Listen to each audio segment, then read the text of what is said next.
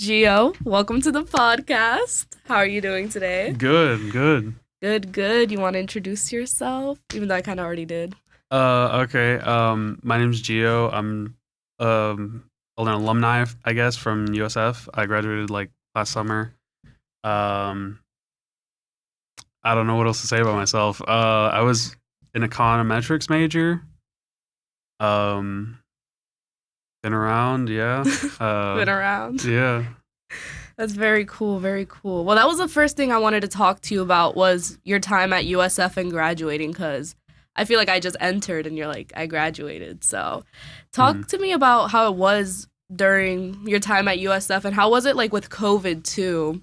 Okay. Did that happen like in the middle of your academic career or the beginning or? Pretty much right in the middle. I got to do like freshman year, like intro into the school, pretty much completely unrestricted. Had like first gen ed classes in person and everything. Um, like first foray into parties and shit like that, clubs for the first time. It was cool.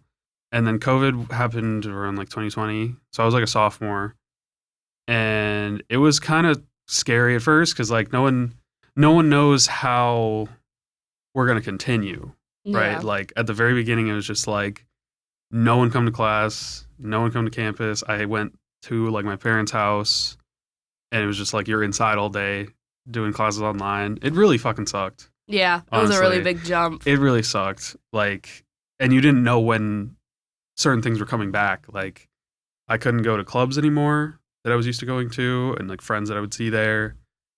Some of which I didn't even have their number. Mm, Like, there's the core group that like I knew and I had all their contact info, but some people I didn't even get their number. So it's yeah. like, fuck if they'll even remember me like by then. So yeah, but as it went on, like we kind of figured out how we were going to continue. People made like Discord channels and stuff, and we started doing like meetings virtually. Like, for example, like I'm in music club, and we do like listening parties.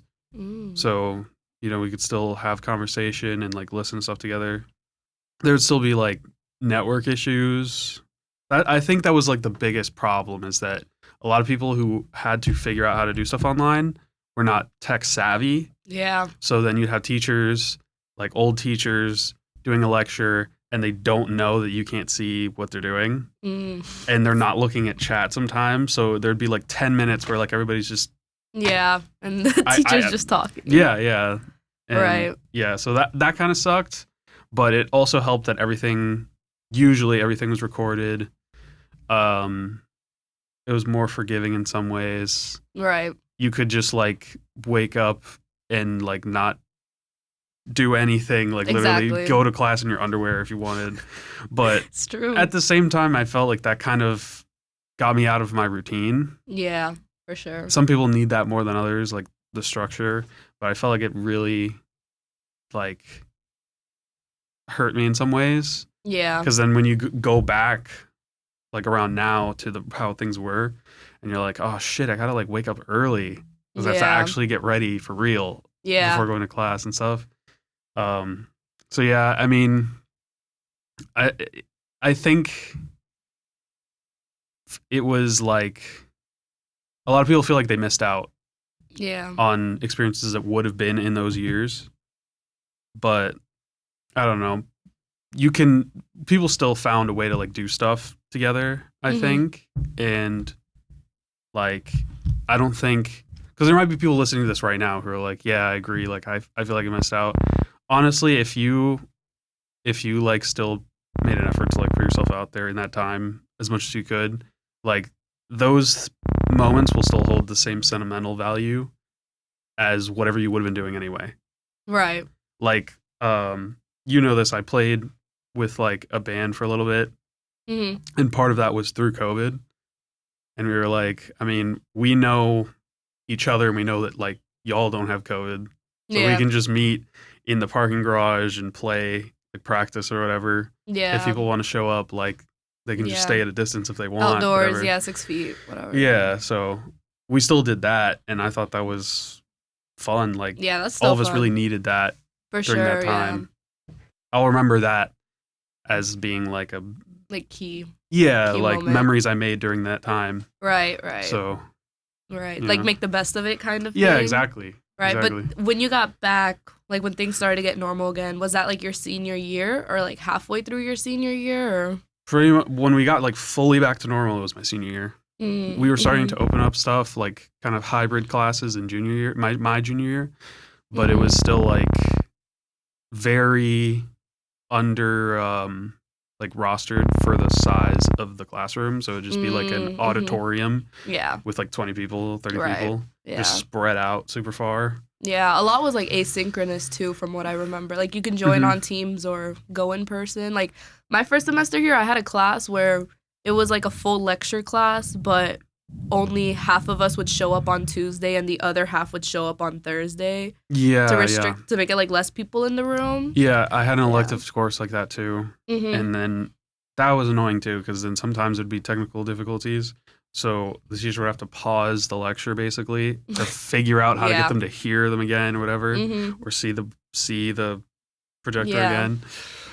So that was kind of annoying, but the classes I had that in weren't like important anyway. Oh, okay, that's so good. I was that's like, good. this is an elective. Anyway. But do you think taking all those online classes, like with COVID and stuff, kind of affected your academics and how much you know about economics, or you think it's like whatever that they switched to online? Or? I think it did affect it. Like, I definitely failed a class that I could have passed, that I passed later because it was online. The thing is, I don't think that it had to. Like, I don't think the fact that it was online is what made me fail. I think it was that the way that USF as a whole was like transitioning to online was done kind of like rushed and like not thinking about the skills of the people who have to actually implement it. Yeah, so teachers that aren't prepared to do it or don't change their teaching style properly to online would then have kids struggle more in their classes because they're used to teaching in person. And I actually had the same guy who I failed his class, I had for like a lab. It was like a lab coupled with another class later.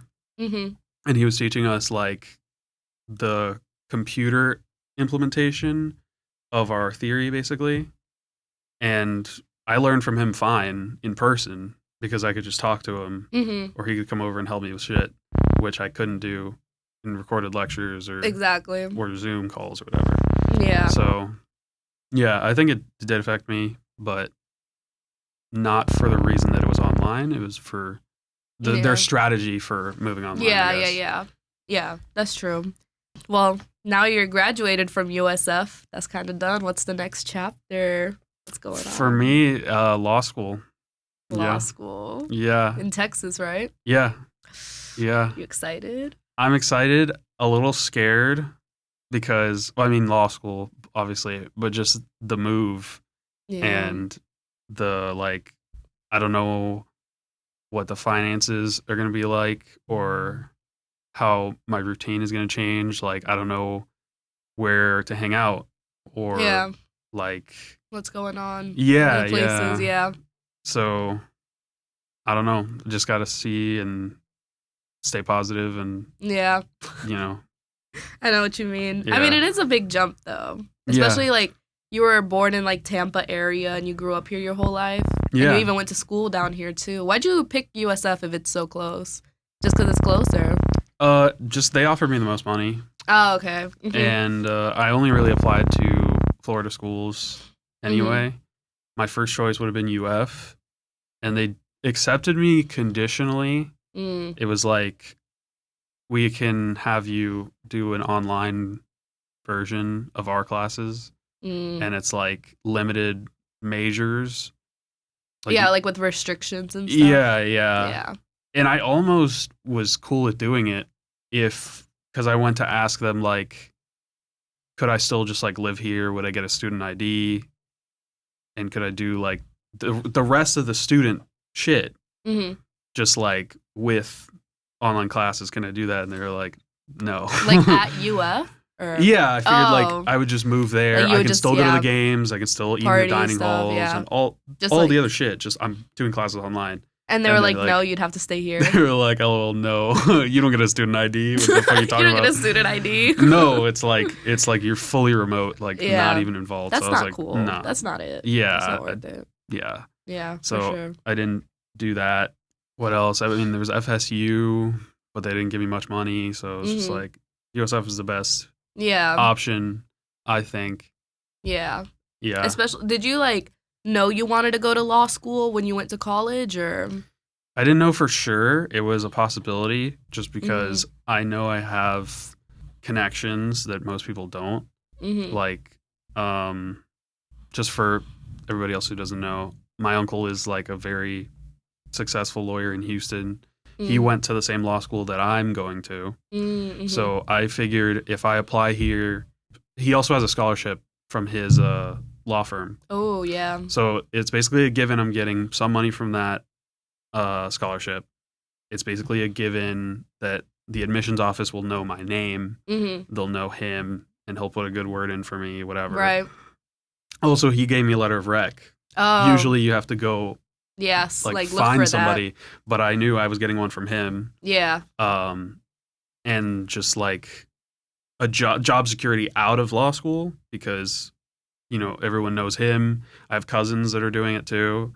So, it'll be easier for me to get a job or get an internship during law school or whatever. Right. It was just a matter of figuring out if that's actually what I wanted to do. Yeah, if you wanted to do it. Or if I found something else I was passionate about. This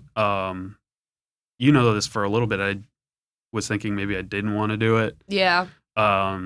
Just because when I started out, I declared as a political science major. At USF? Yeah. Okay. Which is one of the majors they tell you is good setting up into law school. Yeah. And I was just I don't know, I was kind of bored. Not because of the writing, I can do writing all the time. It was just I felt like I wasn't challenged in the classes. We just kind of discussed stuff that either was very basic, I feel like anyone has an opinion on it, and it's not that deep to talk about, or it's an issue so complicated that we're never going to figure it out, just a group of 20-year-olds in a class. Why are we talking about this? You know That's what I mean? true. That's true. What do you guys think about the Israel-Palestine conflict? Bro, we can't, we're not going to figure it out. We're not going to figure it out here. We have an hour in this class. Yeah. Okay. This is going to be all opinions, and Literally. Most are shit. Yeah.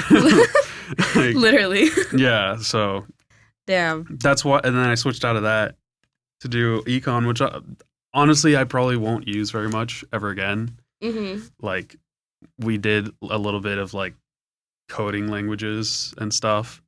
So, I'll probably never use that again, but it was just cool to challenge myself, I guess. Right, exactly. Put in a little effort kind of thing. And I think training myself to study for stuff will benefit me more than if I just wrote about stuff in my sleep, basically. That's true. Because I will have to study a lot in law school. Yeah, and read a lot too. Yeah.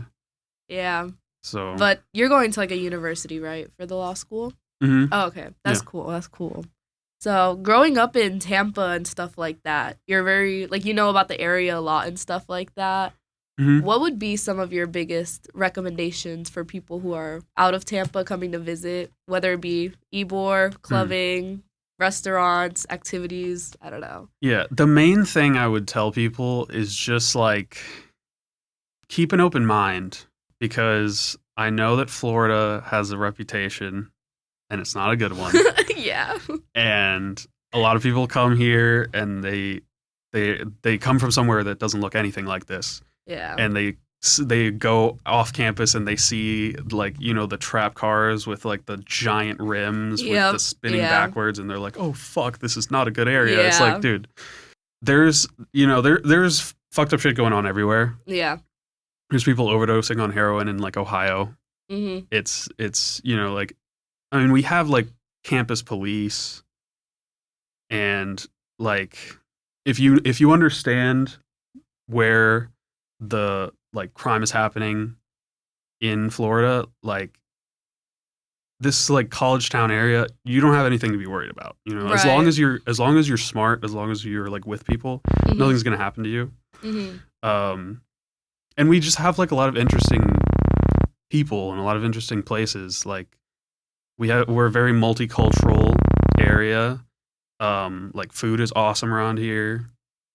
I tell people just like there's specific places I can name, but just in general, like just if you see a place that looks like interesting or like food you've never tried, just go, just see Right, how check it it out. is. Yeah. Like most of them are at least decent Yeah. and cheap. Yeah, that is true. Cheap. That is true. Like going to Chipotle, I like don't get me wrong, I like Chipotle, but like there's like a little Mexican grandma who will make you tortillas that are like half the price.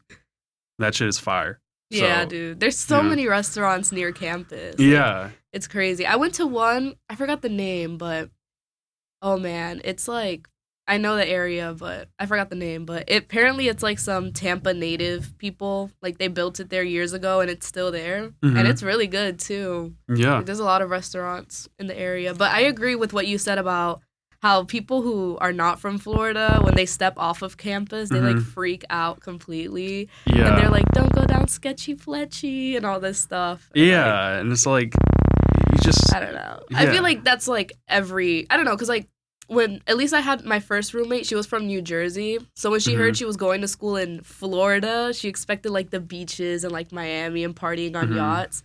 So when she got off campus, she was like, "What the fuck is this?" You Yeah. know? And I was like, And it's I not don't like we know. don't have that either. Exactly. Like we have beaches.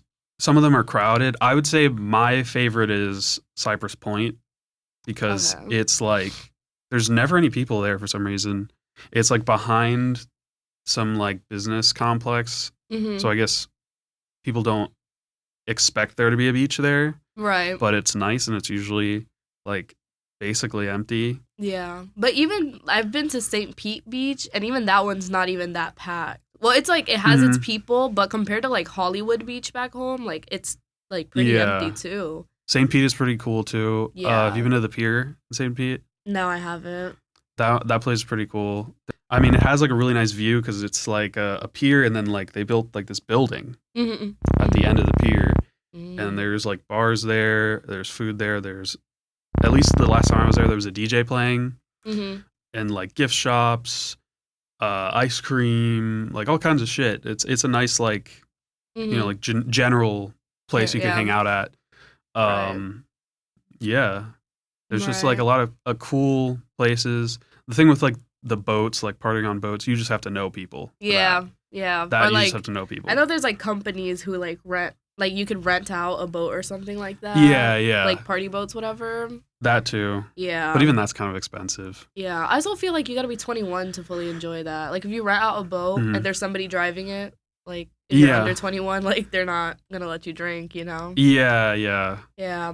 What about, like, well, we've been to Ybor together. Do you have, like, specific clubs you like at Ybor that you recommend? Or clubs, like, in general? It doesn't have to be in Ybor. I mean, I'm not a big clubbing person Mm-hmm. in general. I'll go if I like have friends to go with. Like, Mhm. you know, the thing with Tampa is I feel like there's something for everybody. I think sometimes people come to colleges expecting like there's gonna be this like one central identity of the Yeah. school. You know what I mean? Like that's Yeah. why people go to football games even when they don't care about football. Yeah. They just like that whole, I guess, like Like, togetherness. college idea. Yeah. Yeah, Like, yeah. and I think that like if you come to USF expecting that, you'll be disappointed. Yeah. But we have something for everyone. Mm-hmm. Like, how many places have a goth club? Exactly. I would never expect that shit. Exactly. But there's still like the, more, you have the more upscale ish, what's it called? The one with the bouncers and like tuxes and shit. Oh, like that's like a club in Ybor? Or? Prana. Oh, yeah, Prana. Prana. There's still Yeah. Prana if Or, you like, want to Tangra dress and up stuff. really nice. Yeah. And then Tangra. Yeah, that's what I liked about Ybor is that there's like clubs, but also for like different ages and stuff, kind of. Yeah. I went to like White Lie, and that was mostly like 21 and up, like adults kind of stuff. But then you go to Show Bar, and that's like straight college people. Yeah, Show Bar You know, is, and then you have like the Goth Club too, Castle. Yeah. Yeah, that's the thing with USF is like a lot of people I met here, like a lot of freshmen, they're like bummed out about how lame the school is and stuff like that. But I'm like, there's so much you can do off of campus too, you know? Yeah. That's why I like USF in Tampa, because I don't know. I guess like I like the whole school idea, and it's cute, but I can't make like my school my personality. You know what I'm saying? Yeah. So Because yeah. Because what people look for, I think if you go the more stereotypical route of like Greek life, go to all the sports events, Mhm.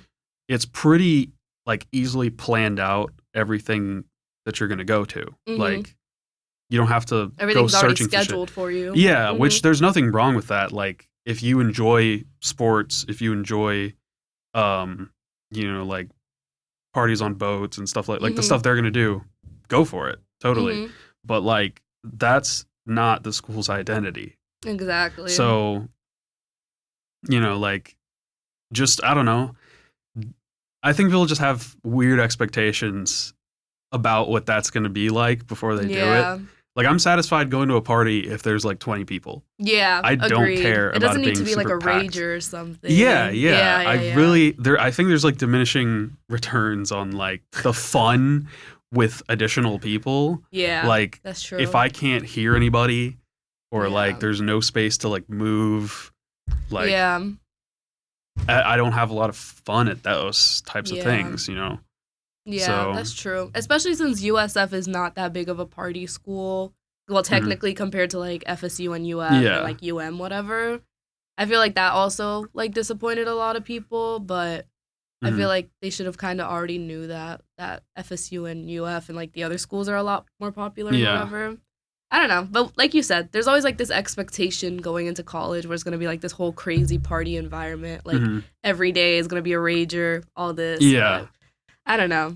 I think it just takes more initiative here Yeah. to find stuff to do, but Yeah, there's no because I shortage feel like of if it. you look at UF and FSU, they kind of live in like kind of ghost towns or something like that. Mhm. So the only thing they got to do is party, and they're also big football teams and stuff. Like Yeah. that makes a lot more sense. But when you look at USF, like we don't have like a really good football team. We're like kind of in the middle of a city. Everything is surrounding us. Yeah. Like it's different, but it's not bad. I feel like there's also so much more you can do in Tampa in general that's not partying. Yeah. Like you could go check things out, go to like that Cypress Creek thing you were talking about, go to Yeah. the beach. We have the river and like kayaking and stuff like that. Like Yeah. outdoorsy people Mm-hmm. like it here a lot. Yeah. For all of that and like mm-hmm. like research and shit. Even I'm not an outdoorsy person I feel you. for like an earth science class or something like Mm-hmm. gen ed requirements I was doing. We did like a field trip to go kayaking on the river and that was kind of cool. That's like, fun. Yeah, That's it cool. was fun. Yeah. Yeah. Busch there's like a lot. Gardens too. Busch Gardens is a good attraction. Mhm. Like I think I like that better. Just having more stuff to do That's what I'm saying. around the school than just being like stuck at school. Just in the school, and there's- right? if you can't do that, you have nothing. Right. Exactly. That's why I liked Ybor so much when I first saw it, because like Mhm. there's different clubs for like different people. Not different people, but you know what I mean. Like Yeah. college clubs, like show bar and stuff, where it's Yeah. mostly like college people. You know what else I like about International. Ybor? Hmm.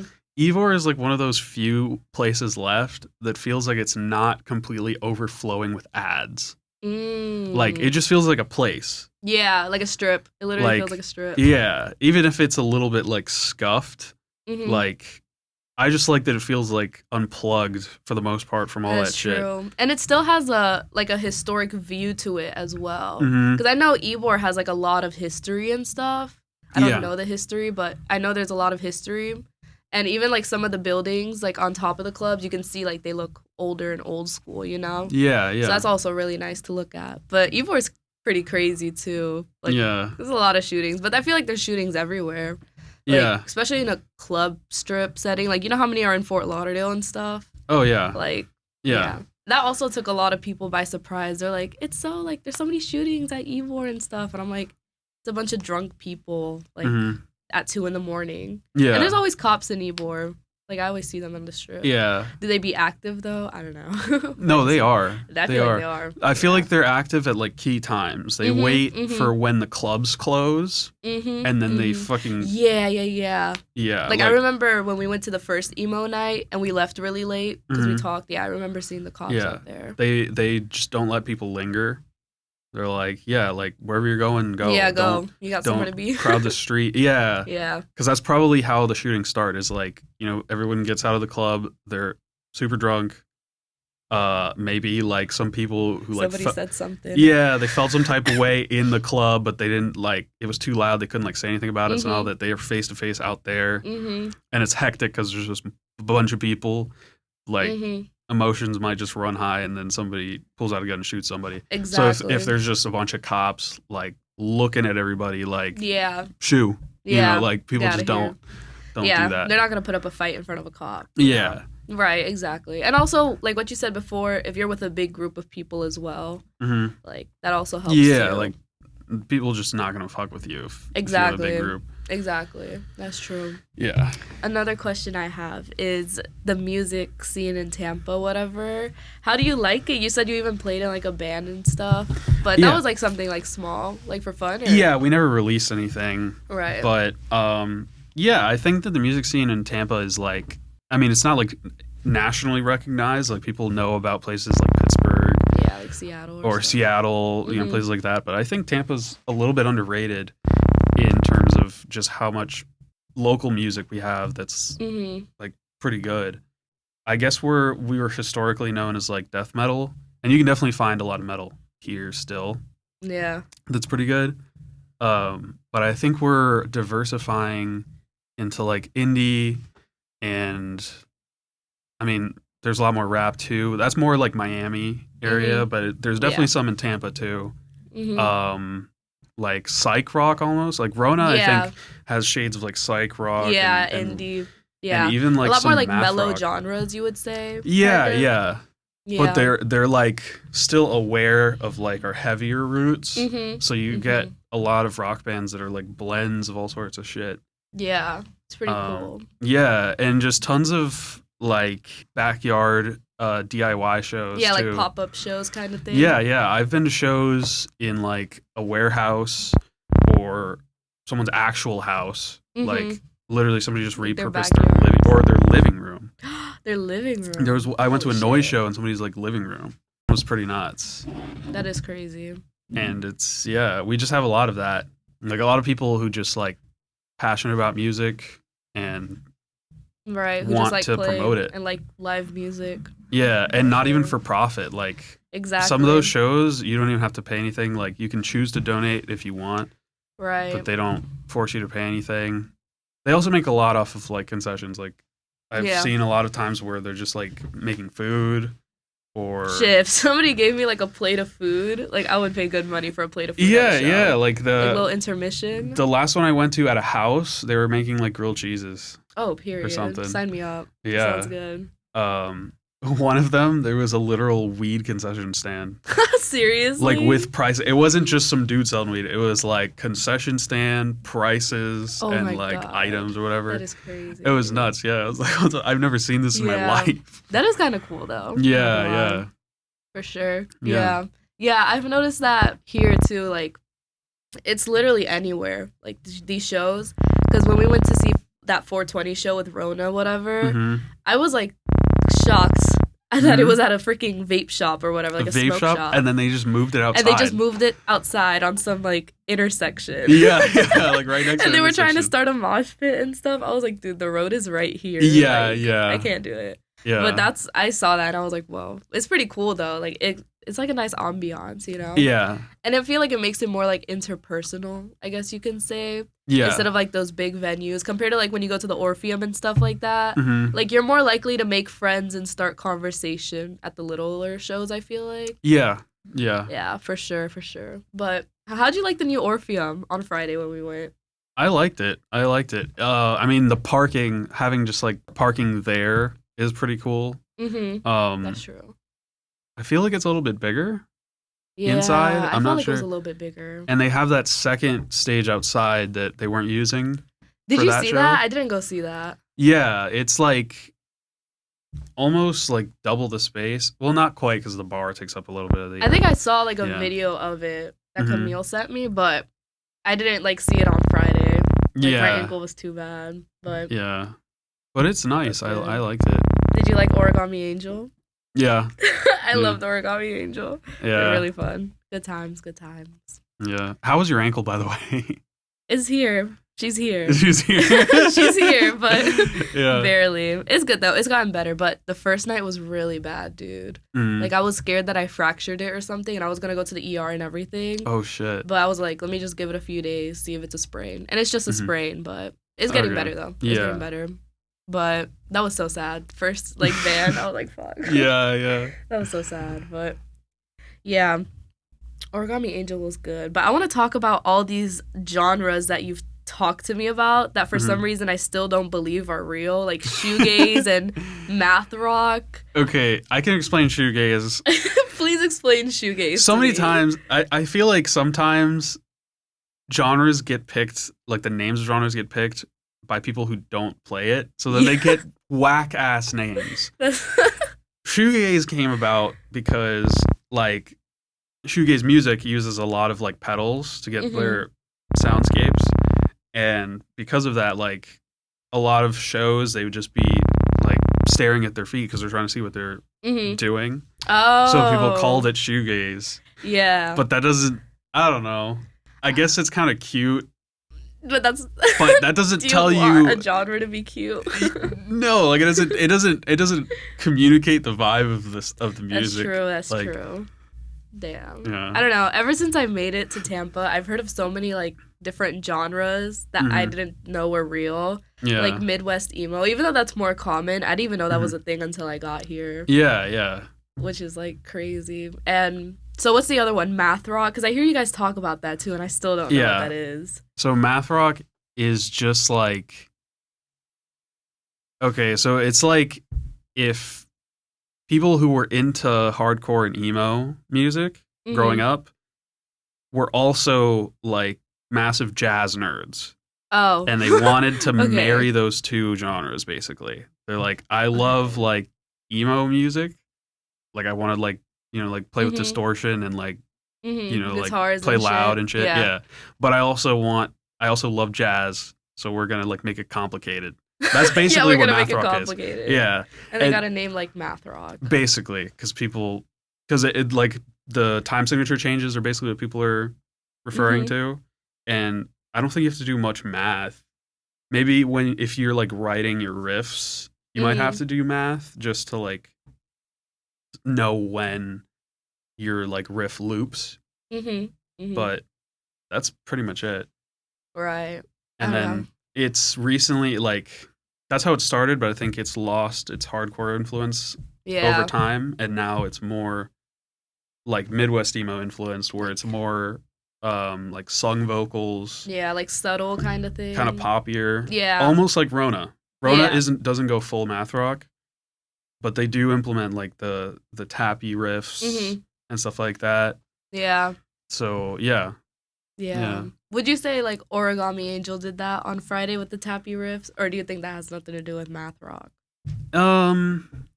They don't really do like the time signature changes enough for me to consider math rock, but people are just taking. I think more bands are just taking influence from it. That's what I was thinking too. Because it's like, now it's super Instagrammable or TikTokable, and, like, people, like, guitarists will just see, like, a ridiculous riff get played or, like, something in a different tuning, and they're like, whoa, I want to learn how to do that. Yeah. But they want to keep their own style that they have. Yeah, that's true. Yeah. Yeah, like, just add more kind of thing to what they already have. Okay, yeah, that makes sense. I think it's also crazy seeing people just, like, shred a riff on TikTok for, like, 10 seconds. Like, I don't know. I just think that's pretty cool. Yeah. It makes me question, like, can they play, like, in real life kind of thing? Or that's a good question to ask. Because sometimes they are, like, overdubbed. Like, they might actually know how to play it, but like, they just can't get it on camera, so they'll just, like, play their recording of it over just footage of them fingering the guitar. Yeah, that's so true too. Yeah, that's so true. Because I've noticed that too. It's like they look like they're playing, but it sounds so, like, recorded, and it sounds like it just came off a computer or something. Yeah. Like, this is way too clean to just be your for amp just, like, and an iPhone. Like, there's no fucking way. That's true. Yeah. That does happen a lot. Yeah.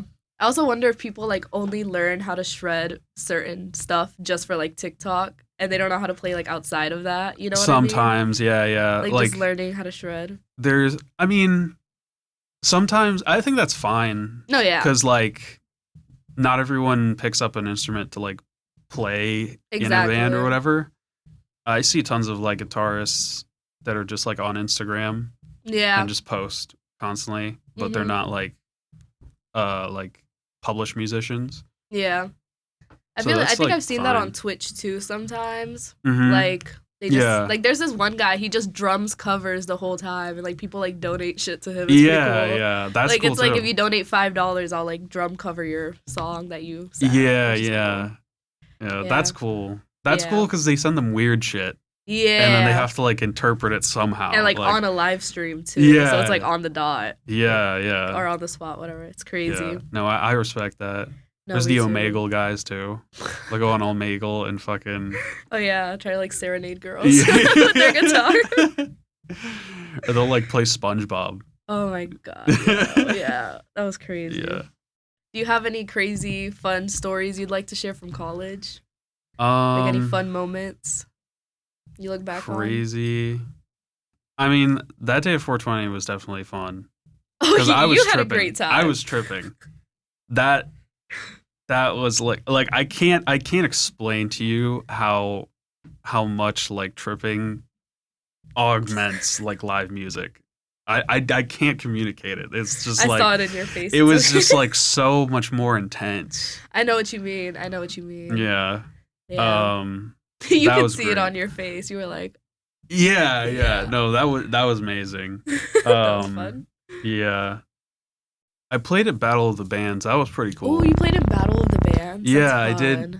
Because my friend, I knew a friend who had a band already, and then he did like a side project thing where he made slightly different music that he wouldn't play with them, and he needed a bassist for it.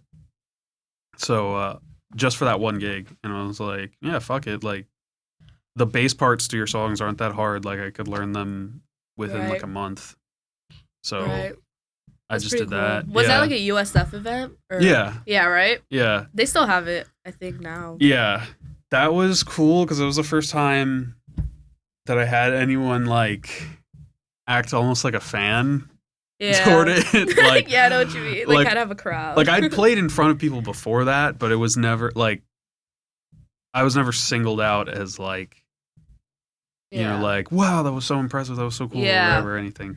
Yeah, you're really good. Yeah, like... Was that, like, Battle of the Band, where is that? Is that, like, a kind of like a festival kind of setting, or... Well, they're selecting bands for a festival that they're going to have. Oh, they picked two. There was one that was audience selected and one that was judge selected. Oh, okay. And that was basically... We still played in front of, like, USF students, but it was going to be... They do that in the MSC, actually. Or at least when I did it, they did it in the MSC. Like, on the second floor, there's, like, an auditorium or something. Yeah. So that was... Yeah, that was selecting bands to go play at a festival at Bullstock. I've heard of Bullstock. Yeah. So, yeah. We didn't get picked, but I wasn't mad about it because the bands that got picked were, like, insane. Oh, okay. Valid. The one that was judge picked was like the tightest band, like most together, and they could like start and stop together on a whim, like that kind of control and like synergy. That was just perfect. So they definitely deserved to go. The other band wasn't like my favorite, but I respected the pick. Like they weren't bad. It was just like I thought they were kind of corny. And they were also like, it was like pop punk. And they were also like trying to get the crowd into it before they'd earned it. You know what I mean? Like, I have no problem with a band or like a front man like trying hyping to it up. Yeah. I don't think there's anything wrong with that. But you have to earn it first. You can't just come on before you've even played a song yet and be like, let's go, like everybody out of your seat. Like, bro. Yeah, you're not that guy. Yeah. Because it makes it so awkward because then everybody's just standing there like... Yeah. That's like, true. That's true. You gotta give them like a taste of what's to come, and then like hype them up, kind of thing. yeah, exactly. I That's feel like true. it's way colder if you and like badass if you come on, like don't say anything, play a song Exactly. immediately and kill it, and then you're like, all right, let's go, guys. Exactly. Then That's badass. Yeah, Yeah. yeah. I've seen that before. Like when I went to a show with Camille, I saw Blind Tiger. They didn't even say anything. We were just standing there, and they just like broke into like this very fast like thrash metal song, like super fast. And then after they were like, "All right, let's see some movement, whatever." Exactly. And I'm like, "Okay, now we can do this." Exactly. That's how you That's get people so true. going. That is very true. Yeah. Would you recommend USF for, I don't know, incoming freshmen who are looking at colleges? I would, yeah. I mean, it just depends on what you're looking for. Yeah, it depends what you're going for. Like major wise too. Yeah. If you want to do anything with medicine or nursing or anything like that, I would definitely recommend it. Yeah, like environmental science, I think too. Yeah. Because of the St. Pete campus. Oh They have a yeah. lot St. of Pete too. research. But anything like that, we have like great like research facilities. Yeah, and graduate engineering programs. too, right? Engineering is pretty good. The only thing about engineering is that they're not nice. Yeah. Like, the teachers and the advisors, like the whole philosophy of that college is very much like weed out the weak, like put up or shut up, we don't care. Like Literally. have your shit sorted out. That's This is basically not it. for the weak. Yeah, exactly. Yeah. Like We're not playing games. yeah. Yeah, that is true. I always hear engineering majors always have it the hardest, dude. Yeah. They always suffer. Yeah. I mean, it's just like, I think part of it is that people underestimate the major in the first place. So a lot of people go there feeling like they, like, either because one of their parents was an engineer, so they're or like they oh, pass I want to be like chemistry. them. Yeah. Like being Yeah. good at chemistry is very different from being good at chemical engineering. Mm-hmm. Because chemistry, you're not like developing any new thing. You're just like, here's this like pill that we're manufacturing. Just do it right. Just properly make it. Exactly. And that's what chemists do. But if you're a chemical engineers are the people who they'd be like, hey, COVID just showed up and it's killing a lot of people. Can you guys make a vaccine that doesn't exist? Yeah. And they're like, we'll do our best. Yeah. Like that's best. That's what a chemical engineer does. That's so true. So yeah, like the skill gap is insane, and like it doesn't get talked about, I guess, a lot in like high school when you're thinking about like potential careers. A lot of people talk about like lawyers or doctors. Yeah, like lawyers or doctors. Or like a software programmer or shit like that. But no one talks about engineers much. I think maybe it would benefit people if that was like discussed, like how what you're in for, basically. Yeah, exactly. Like treat it like it's going to be really hard, because it is, and then there'd be less people. Because like especially the first 2 years, my friend would tell me like every other week there'd be some kid like breaking down, like sobbing in the middle of like a test, or like they'd like leave the like storm out of the room and like scream or something, like just people like losing it. Yeah, like it's a lot, man. Yeah, it's a lot. So that kind of sucks, but but I feel like the reward at the end, though, like you get a good career. Don't you like start off almost like 6 figures or something? Well, it depends. It depends. Yeah, they make pretty good money. There's just no and like there's no shortage of job offers. Even if it's not as much as you would like initially, like every industry needs engineers, basically. Yeah, that's true. So it's not like you have to look for a specific like industry or specific firm or something. It's just like whatever you want to do, pretty much. That's true. Like you definitely make more if you sell your soul to big oil or something. But if you don't want to do that, like, it's okay. You don't have to. Yeah. You're not there's forced. Other options. Yeah. That's true. Do you have anything else you want to add to the podcast? No, that's pretty much all I got. Yeah. Cool. Well, I'm like starving, craving Chick-fil-A right now. Yeah, and I ran out of and I like ran out of questions. I'm like, all right. But thank you for coming on to the podcast, Gio. It was great talking to you. Of course, awesome talking to an alumni. I don't know. I think that's pretty cool. Yeah. Yeah. So thank you for tuning into the That's That podcast, and I will see you on the next episode.